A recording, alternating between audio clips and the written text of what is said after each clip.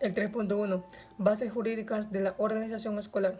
Principio, estructura y legislación del sistema educativo.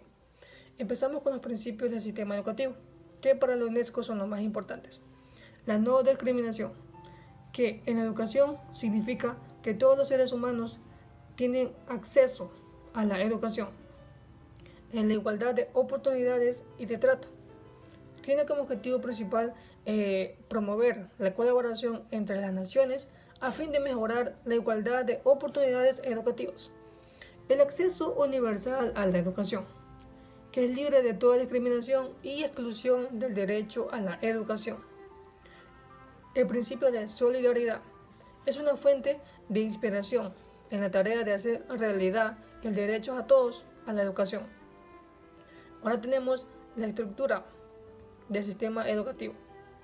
Empezamos con la educación infantil, que tiene carácter no obligatorio. La educación primaria, que es la primera etapa obligatoria para el sistema educativo. La educación secundaria, que también tiene carácter obligatorio. El bachillerato, en el cual pues el título permite el acceso a las distintas enseñanzas de educación superior. Y la formación profesional. Legislación del sistema educativo. Es el conjunto de políticas y leyes que regulan y dirigen el sistema educativo para su correcto funcionamiento. Estos son proporcionales por el Estado y las organizaciones autorizadas. Por ende, todo docente tiene como rol principal conocer todos los aspectos legales a su ámbito laboral. ¿Para qué? Para poder permitir un proceso educativo de calidad. Cambios estructurales en la legislación del sistema educativo ecuatoriano desde la transición democrática. Dentro del marco legal a nivel de educación que incide en el Estado ecuatoriano, han existido leyes de control, regulación, mejora y sostenibilidad en el Estado. Iniciando desde la Ley Orgánica de Educación, LODE, en el año de 1983. Entre los cambios más destacables de esta nueva ley están la presencia de dos subsistemas a nivel educativo: el escolarizado, con establecimientos y normas institucionales, y el no escolarizado, en base a programas especiales de enseñanza. Además, los niveles de educación eran preprimario, primario y medio. En el año de 1990 entra en vigor la LOCSE, la Ley Orgánica General del Sistema Educativo, que presenta cambios en su modelo de enseñanza y régimen general ordenado de esta manera: educación infantil, educación primaria, educación secundaria, formación profesional o de grado superior y educación universitaria. Aparecen además enseñanzas en régimen de las enseñanzas artísticas y las enseñanzas de idiomas. Al llegar a 1995 aparece la LODPG, la Ley Orgánica de Participación y Evaluación de Gobiernos en los Centros Educativos, con hitos importantes como la consideración de un proyecto educativo con objetivos, prioridades y procedimientos, y la creación de un consejo escolar que involucra a los miembros de la comunidad educativa.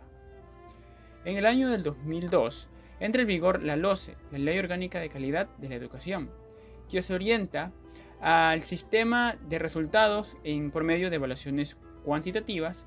Además, el Consejo Escolar deja de tener la potestad que tenía antes y ya no elige directores. Finalmente, la LODE, la Ley Orgánica de Educación, surgida en el 2006, mantiene la universalidad en la educación inicial de 0 a 5 años con la creación de CNHs, el fortalecimiento de la educación en adultos, la mejora en infraestructuras y el equipamiento de todas las instituciones educativas. 3.12. El perfil legislativo del centro escolar en la LOE. El 3 de mayo del 2006, la Ley Orgánica de Educación contempla el procedimiento para la selección de formación inicial y nombramiento de directores y directoras, mediante un proceso que deberá permitir seleccionar a las candidaturas más idóneas profesionalmente y que obtenga el mayor apoyo de la comunidad educativa, de entre los profesores y asimismo de funcionarios de esta profesión, y sobre todo que cumplan determinados requisitos de acuerdo con los principios de igualdad, publicidad, mérito y capacidad. En cuanto a la estructura del procedimiento, se establecen 3 momentos importantes dentro del proceso. la selección a la cual está basada en un concurso de méritos en la valoración de un programa de dirección de formación inicial, que consistirá en un concurso teórico y la realización de un periodo de práctica de la valoración de un mandato de 4 años, en el que de ser evaluado positivamente podrían continuar ejerciendo durante 4 años más consecutivos.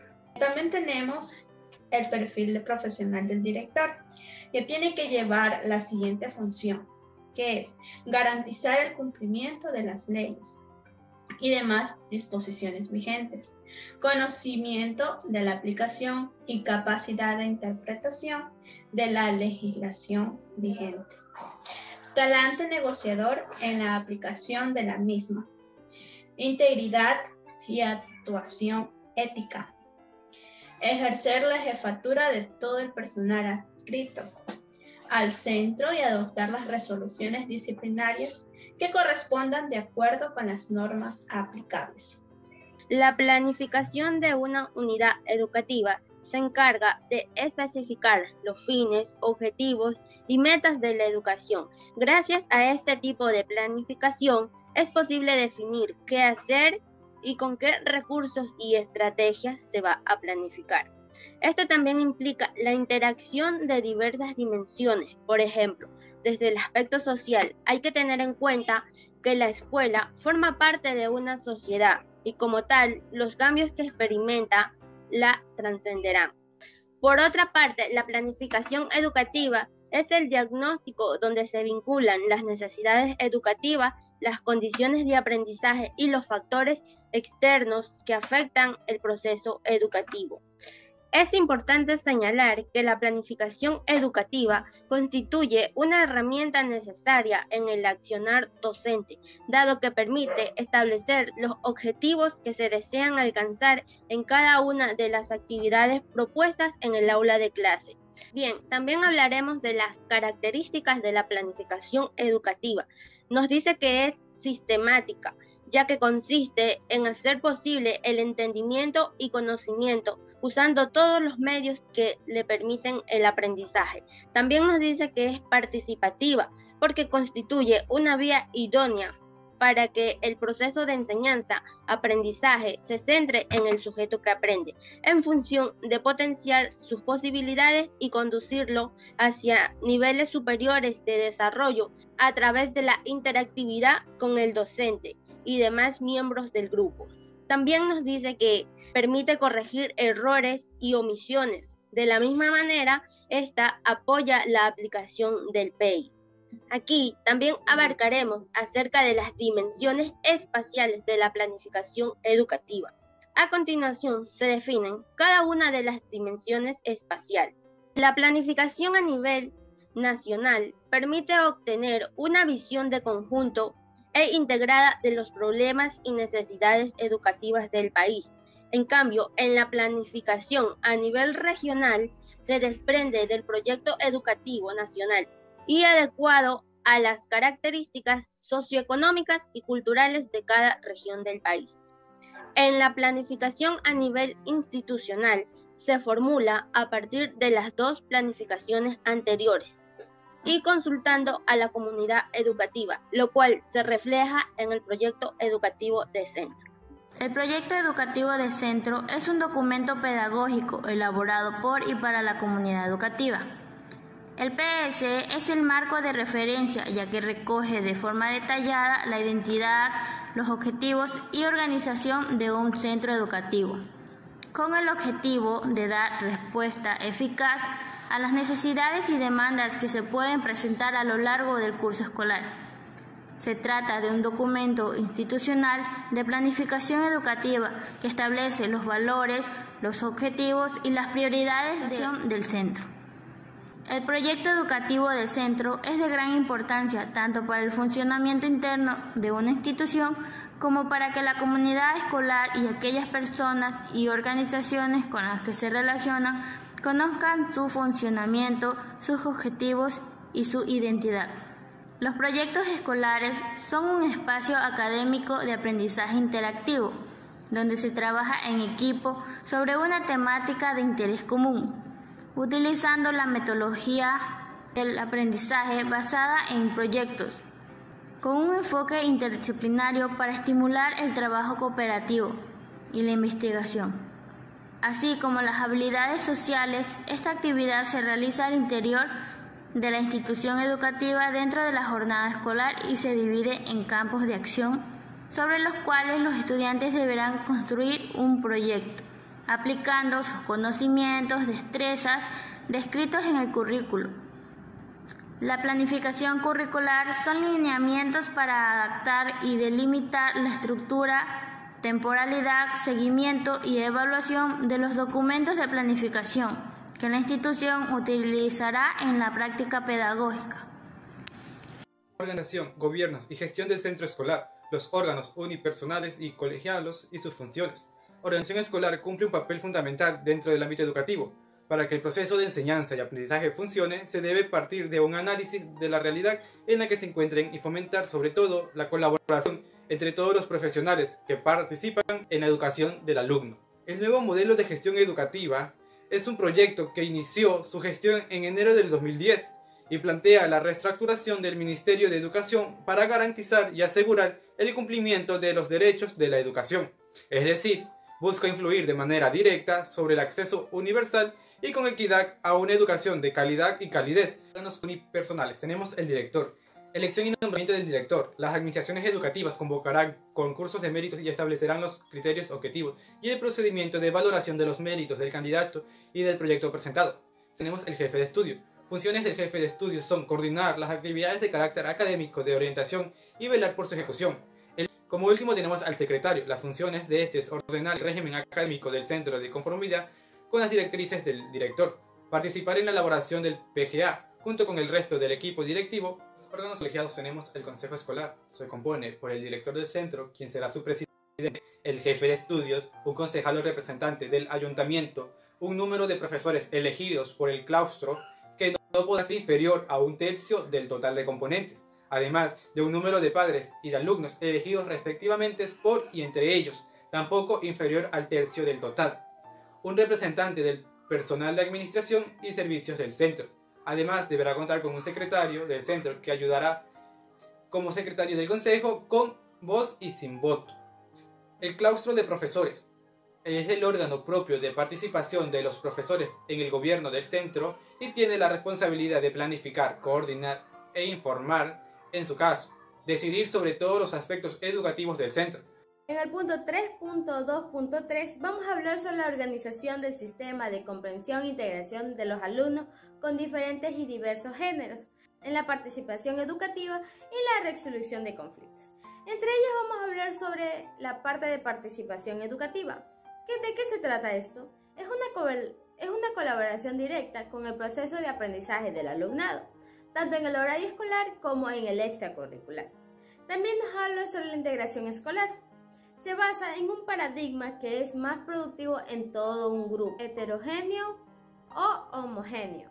En la educación inclusiva significa que donde todos los alumnos o jóvenes con o sin discapacidad o dificultades físicas o intelectuales deben aprender juntos, ya sea que vengan de otras instituciones que no han sido de las mismas de los demás compañeros. En la inclusión es una manera donde debemos eliminar las barreras que enfrentan nuestros alumnos para acceder a un aprendizaje y la participación, para así igual seguir mejorando en su aprendizaje. En la resolución de conflictos, los conflictos en el ámbito escolar no son un hecho nuevo, sino de mucho tiempo siempre ha existido. Siempre existirá, nunca se va a acabar, sino que tenemos que buscar una manera para controlarlo y que exista un cambio en él. El docente, para enfrentar cualquiera de estas dificultades, tiene que tomar en cuenta estas recomendaciones como trabajar en la prevención, nunca incentivar al alumno que siga haciendo bullying, fomentar a la comunicación, no solo que el estudiante si existe un problema tenga que guardárselo, sino también comentarlo para buscar una solución y ayudar. También el docente tiene una forma de analizar ya sea la gravedad y la persistencia de este conflicto, de manera que podamos ayudar a nuestros alumnos. De esta manera podemos buscar soluciones concretas o constructivas. Con el tema 3.3, la evaluación del centro escolar. Vamos a iniciar con el pensamiento de Valderrama. Él considera que es el momento en el que cada establecimiento educativo analiza, recopila y valora toda la información relacionada con el desarrollo y las acciones de los resultados del ámbito. Ahora bien, el sistema educativo permite medir la rendición de la calidad basados en las evaluaciones del centro. La finalidad de cada una de estas evaluaciones es argumentar si los logros obtenidos mejoran la práctica educativa y su enseñanza. Por lo tanto, la evaluación sirve para medir el conocimiento, las destrezas y habilidades que el alumno ha adquirido a lo largo de su unidad o sus clases, e incluso en muchas ocasiones durante el parcial o el trimestre. Ahora bien, cada alumno tiene su manera de aprendizaje. Sin embargo, dentro de las evaluaciones encontramos tres principales objetivos. El primero, que es analizar si los objetivos y logros fueron cumplidos correctamente. El segundo es la aplicación de las nuevas técnicas. Y tercero es analizar si las motivaciones que el niño ha tenido durante las clases ha servido de apoyo o ha causado ese déficit de atención y problemas en los logros. Evaluación externa y líneas internacionales de investigación en evaluación de centros educativos. Como primer punto tenemos la evaluación externa. Supone una serie de ventajas como la independencia y la objetividad, credibilidad. Esta se produce cuando agentes no integrantes de un centro educativo o de un programa evalúan su funcionamiento. Es imprescindible para que cualquier organización avance y mejore. La evaluación de centros educativos y docentes tiene como finalidad identificar las prácticas educativas más adecuadas, mejorar los procesos de enseñanza y aprendizaje y certificar la calidad de un servicio educativo. Para que la evaluación de calidad educativa incida en los procesos de enseñanza y aprendizaje, es necesario que se mejore la gestión, los servicios y los equipamientos. Se evalúan los procesos de enseñanza y aprendizaje como una metodología de análisis basada en principios pedagógicos. Esta evaluación tendrá como objetivo determinar los procesos de mejora necesarios para lograr la práctica ideal del centro en función de sus finalidades educativas. Como siguiente punto tenemos las líneas internacionales de investigación en evaluación de centros educativos. Este enfoque abarca conocimientos, inquietudes, prácticas y perspectivas de análisis que permiten el desarrollo de proyectos y productos construidos de manera sistemática alrededor de un tema de estudio. El desarrollo conjunto de los elementos que constituyen la línea de investigación contribuye a incrementar el conocimiento teórico y metodológico en dicho campo disciplinar. El docente que desee formular una línea de investigación deberá conseguir los pasos descritos en este protocolo y presentar un documento a un grupo de investigación. Se debe colocar la línea de investigación a consideración. Un punto de ellos es la selección de las figuras profesionales. Estas se dan para docentes, directivos, mentores, tanto para su ingreso y continuidad al magisterio. Como segundo punto tenemos la formación de las figuras profesionales relacionadas a los docentes directivos que se van a desarrollar dentro de la formación inicial o continua. Como tercer punto tenemos la evaluación de las figuras profesionales relacionadas a los docentes. Y como último punto tenemos las redes de aprendizaje de las figuras profesionales. La investigación-acción como modelo de evaluación interna en la organización de los centros escolares. Lewin concibió este tipo de investigación que consiste en una práctica reflexiva, social, en la que interactúan la teoría y la práctica, con miras a establecer cambios apropiados en la situación estudiada, y en la que no hay distinción entre lo que se investiga, a quién se investiga y el proceso de la investigación. Es el estudio de una situación social con miras a mejorar la calidad de la acción dentro de ellas. Hay tres puntos aquí muy importantes, que es la identificación problemática, la observación y la reflexión. Como primer punto tenemos identificación problemática. Tres ítems, que es la primera, definición de problemas, la segunda, analiza las acciones humanas y situaciones sociales. Tercer punto, propósito, profundizar la comprensión del profesor de su problema. En el segundo tenemos observación, también tenemos 3 puntos, evidencia. Segundo, adopta una postura teórica y la tercera, considerar la situación. En reflexión también tenemos 3 puntos, propuesta. Segundo, construye un guión sobre el hecho en cuestión. Tercer, interpreta desde un punto de vista de quienes actúan o interactúan en un problema.